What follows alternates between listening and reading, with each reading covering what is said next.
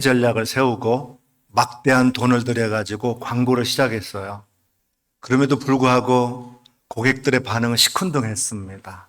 광고 시간대가 잘못 편성됐나 생각하고 주요 시간대에 광고를 했지만 매상은 올라가지 않았습니다. 광고 모델을 잘못 선택한 걸까 하고 광고 모델도 바꿔봤어요. 그래도 고객의 반응은 달라지지 않았습니다. 그러던 어느 날 사장은 매장을 돌아보다가 한 직원의 퉁명스럽고 불친절한 태도 때문에 흥분한 고객에 항의하는 장면을 목격하게 됐습니다.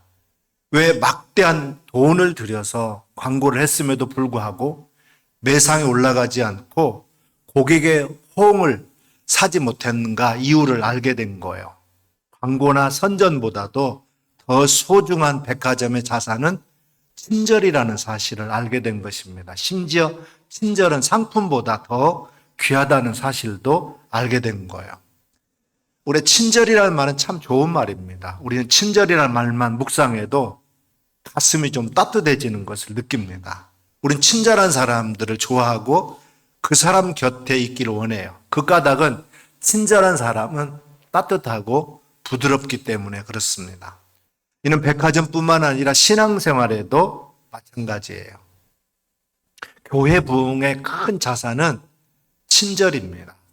외국인이 우리나라에 왔을 때 제일 먼저 만나는 곳이 공항이에요. 이 공항의 직원들과 택시 운전사들을 처음 만나게 되는데 이들로부터 받은 친절이 한 국가에 대한 호감과 비호감을 갖게 되는 것입니다. 우리 교회에 새신자가 와가지고 예배 드리기 전에 목사의 설교를 듣기 전에 첫인상을 어디서 받게 될까요? 주차 예배 안내팀과 예배당 입구에서 영접하는 분들이에요. 에릭 프롬은 사랑의 5대 요소를 이렇게 말했습니다. 사랑은 관심이요, 이해요, 존중이요, 책임이요, 주는 것이라 그랬어요. 나그네로 살아가는 우리 인간은 이 사랑을 먹고 살아갑니다. 관심이요, 이해요, 존중이요, 책임인 사랑은 결국 주는 거예요. 그걸 예수님은 냉수 한 그릇을 주는 사랑으로 표현하고 있습니다. 오늘 본문 42절에 또 누구든지 제자의 이름으로 이 작은 자 하나에게 냉수 한 그릇이라도 주는 자는 내가 진실로 너에게 이르노니 그 사람이 결단코 상을 잃지 아니하리라 하시니라 그랬어요. 예수님 시대의 팔레스타인은 광야가 많아가지고 물이 매우 귀합니다. 끊임없는 중동 전쟁을 물의 전쟁이라 할 만큼 물이 귀한 지역이 팔레스타인이에요. 시골에서 마실 물을 구하기 쉽지 않아가지고 가정주부들은 하루에 보통 2번씩 우물에서 물을 길어왔습니다. 한낮은 너무 뜨겁기 때문에 아침과 저녁 해가 질 무렵에 물을 길러 나가요. 따라서 지나가는 나그네에게 시원한 그 물 한 그릇을 대접한다는 것은 상당한 호의를 베풀어주는 친절입니다. 그래서 중동 지역에서 친절 지수는 냉수 한 그릇으로 측정되어 있어요. 냉수 한 그릇 가는 곳에 따뜻한 마음이 가기 때문에 그렇습니다. 작가인 샘 포스 씨는 영국을 여행하다가 언덕에 있는 작은 농가를 발견했습니다. 쉬어갈 겸 그 허름한 농가를 향해서 오르고 있는데 길목에 사인포스트가 있어요. 냉수를 마음껏 드십시오. 이 사인포스트로부터 멀지 않는 곳에 차가운 물이 솟아오르는 샘이 있었습니다.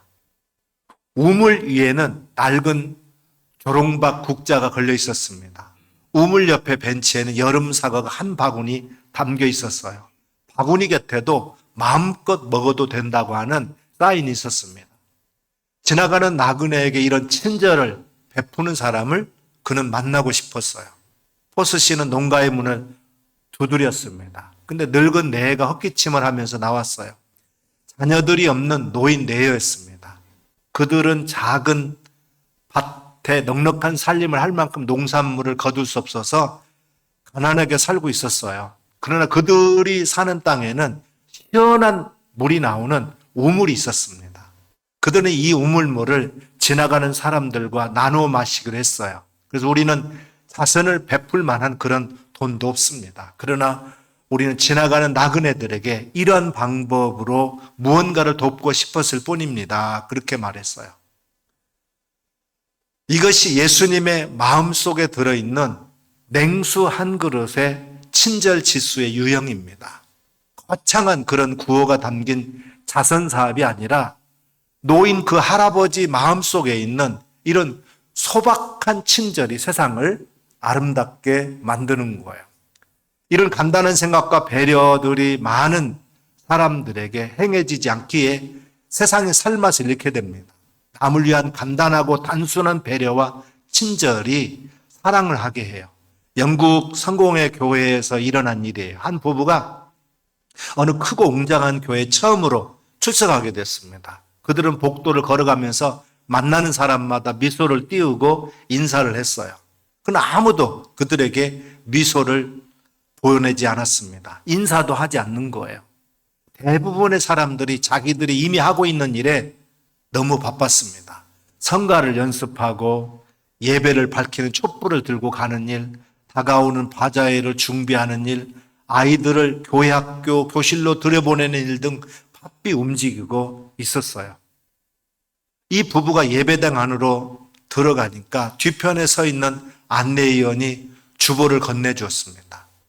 안내위원은 누군가 열심히 대화를 나누고 있을 뿐 새로 들어오는 이 부부에게는 관심이 없었어요. 자기네끼리만 얘기하기에 바빴기에 다른 사람에게는 눈길도 주지 않았습니다. 아마 이 부부는 쓸쓸히 예배를 마치고 나오면서 다시는 그 교회에 발을 들여놓고 싶지 않았을 거예요. 누구를 위한 교회고 무엇을 위해 있는 교회일까요? 만일 교회가 자기들만의 놀이터요, 자기들만의 복을 받기 위한 장소로 여긴다면 이미 그 교회는 그들의 것이지 하나님의 것이 아닙니다. 주님은 낯설어 하는 그들 곁을 오래전에 떠나셨을 겁니다. 부부가 내린 결론이에요. 이런 일은 어느 교회나 쉽게 범하는 그런 우입니다. 낯선 방문자에게 교회는 어떻게 해야 될까요? 모든 교회는 머리의 지식으로는 잘 알고 있어요. 그러나 가슴과 손이 움직이지 않는 게 문제입니다. 우리 교회는 어떻습니까? 우리 성도님들은 어떻습니까? 낯선 자, 방문자, 교회는 그들에게 마음을 열고 그리스도의 사랑으로 친절해야 돼요. 혹시 그 중에 삶에 지쳐가지고 상처로 인해서 꺼져가는 생명을 안고 들어오는 이가 있을 수 있을지 모릅니다. 방황하는 영혼을 안고 삶의 방향을 찾기 위해서 들어오는 사람도 있을 거예요.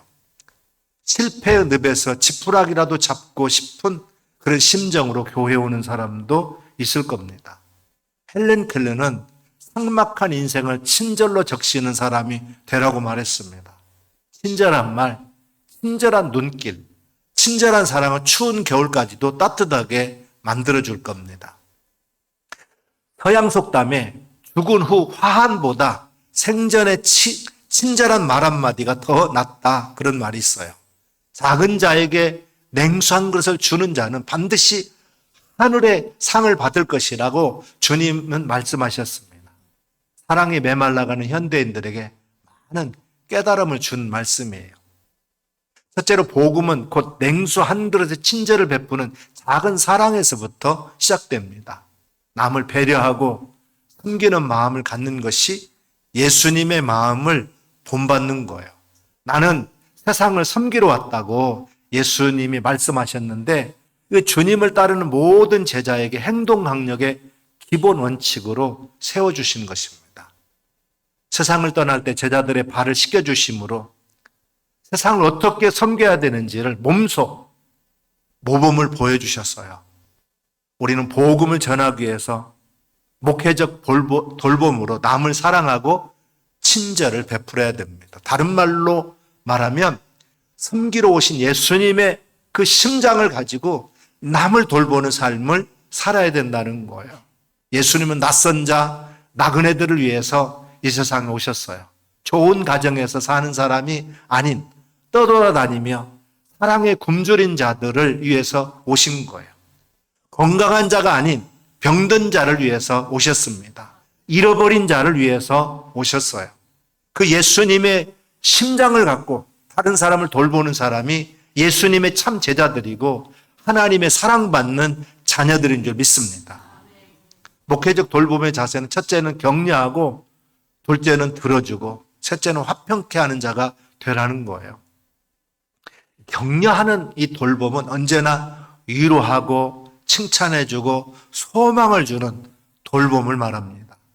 들어주라는 말은 상대방의 말뿐만 아니라 상대방의 마음까지도 읽어주고 이해해주는 사랑의 폭을 말합니다. 화평케 하는 자가 되라는 말은 틀린 것과 다른 것을 분명히 알고 나와 다르다 해서 상대방을 공격하거나 가르치려고 하면 안 된다는 거예요. 그런 태도는 상대방에게 오히려 상처와 분노와 실망만을 안겨줄 뿐이고 나와의 관계를 깨트릴 뿐이에요.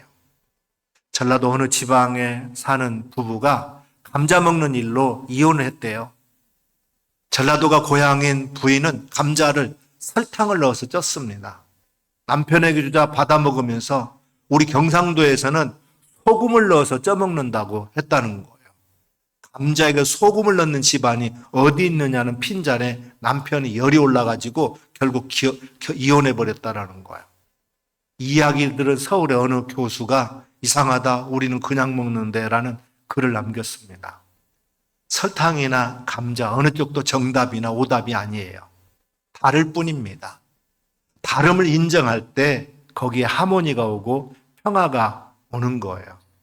교회에서 성경 공부를 하거나 제자 훈련할 때도 질문이 유치할수록 훌륭한 질문입니다. 지금까지 그런 깊은 신학적인 통찰력을 가진 질문은 처음 들은 것 같습니다. 이렇게 높여주면 관계를 맺게 될 때 그 관계가 깊어지고 정이 통하게 된다는 거예요.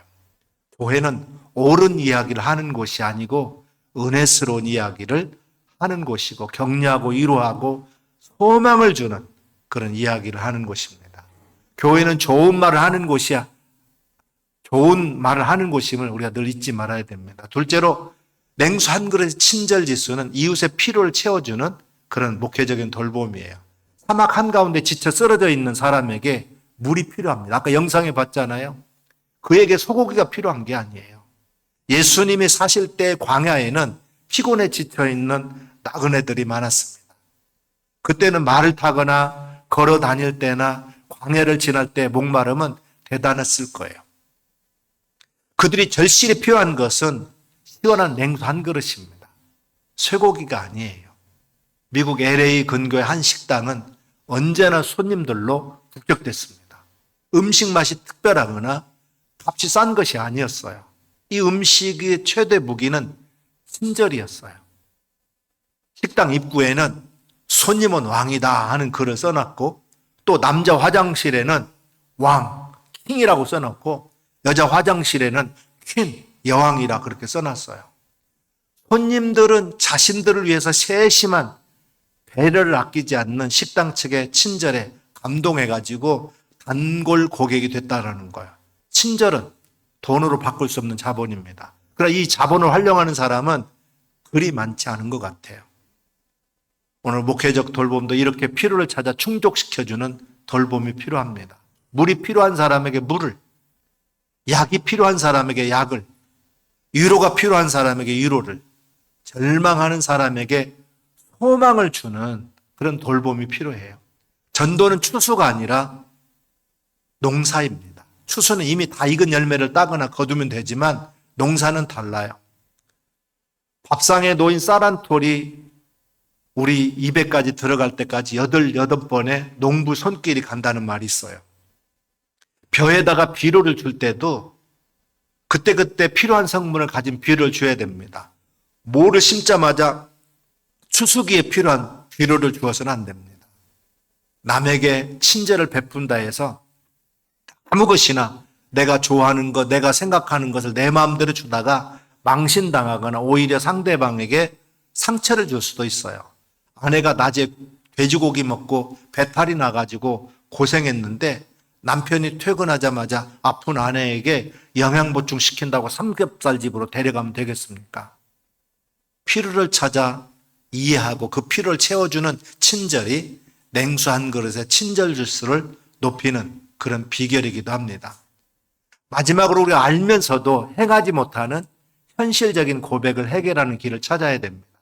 주님의 십자가의 은총으로 구원받은 은혜를 생각하면 한 영혼을 우리가 구원하기 위해서 진심으로 사랑하고 또 우리가 주님의 그 심장으로 남을 돌봐야 돼요. 머리로는 다 아는데 입이 내 마음대로 열리지 않아요. 손과 발이 내 마음대로 움직이지 않습니다. 친절하면서 웃지 않는 사람은 없어요. 인도의 간디는 비록 몸은 왜소했을지라도 그의 얼굴에 항상 미소가 흘렀습니다. 온 국민으로부터 존경받는 그런 지도자로 살 수 있었어요. 인사는 밝은 사회를 만들고 기분 좋은 하루를 시작하게 합니다. 친절 사관학교에서 가르치는 친절한 습관 중에 하나가 인사라고 그래요. 우리 같은 아파트에 살면서 이렇게 그 엘리베이터를 타면서 인사하지 않으면 정말로 서먹서먹합니다. 반가운 인사를 할 때 서로 기쁨이 있는 거예요. 대화가 막히면 인간관계도 단절됩니다. 내가 힘들게 맺은 인맥을 잘 관리하기 위해서는 친절한 대화가 필요해요. 그래야 마음의 빗장을 우리가 풀어낼 수 있습니다. 우리가 복음을 전하기 전에 칭찬으로 또 마음의 문을 열어야 됩니다. 칭찬은 존중과 인정을 해준다고 하는 그런 표현이에요. 우리는 누구를 만나든 미인대칭, 미소 짓고 인사하고 대화하고 칭찬하는 사람이 되어야 된다는 거예요. 한번 따라서 미소대칭, 그러니까 미인대칭. 미는 뭐예요? 미소 짓고, 이는 인사하고, 대는 대화하고, 칭은 칭찬하고. 가구점에 모여있는 그런 거리에서 어떤 할머니 한 분이 비를 맞으면서 길가에 서 있어요. 그러나 그 할머니에 대해서 신경 쓰는 사람은 아무도 없습니다. 그때 한 가구점 주인이 비 맞고 있는 할머니에게 다가가가지고 말합니다. 할머니, 이쪽으로 들어오세요. 비도 많이 내리는데 가게 안으로 들어와서 비를 피하시죠. 그러니까 그 할머니가 대답합니다. 나는 가구를 사러 온 게 아니라 차를 기다리고 있어요. 여기서 그냥 있어도 괜찮아요 하면서 가구점으로 들어가려고 하지 않아요. 그때 가구점 주인이 다시 말합니다.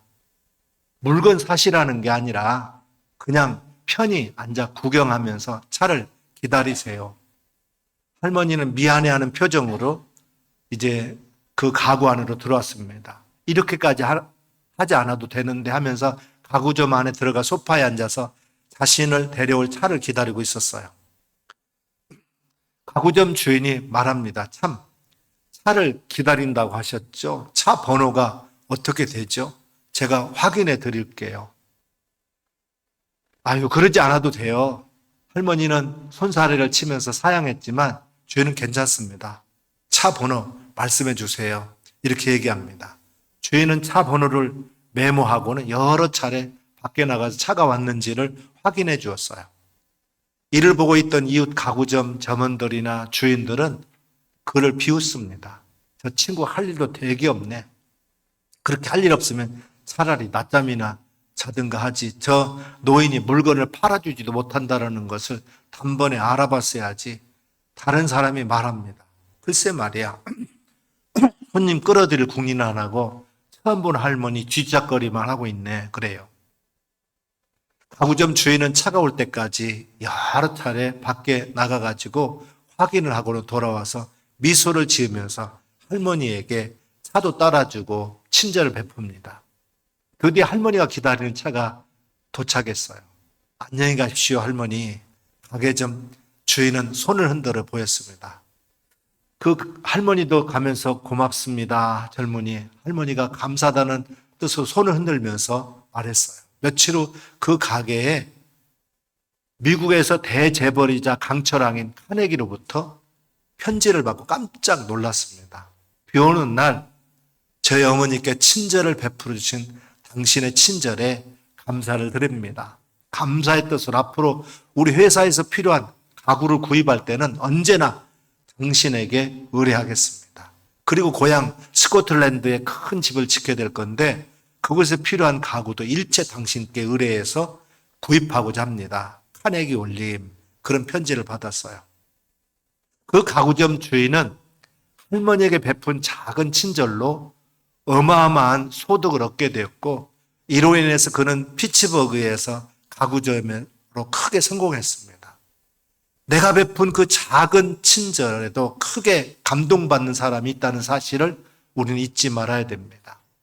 40절 오늘 본문에 임금이 대답하여 이르시되 내가 진실로 너에게 이르노니 너희가 여기 내 형제 중에 지극히 작은 자 하나에게 한 것이 곧 내게 한 것이니라 하시고 그랬어요. 진실로 친절한 사람이 사람을 얻고 친절한 사람이 복음을 전할 수 있어요. 내 삶 속에 친절한 사람이라는 별명이 붙게 되기를 주님의 이름으로 축복합니다.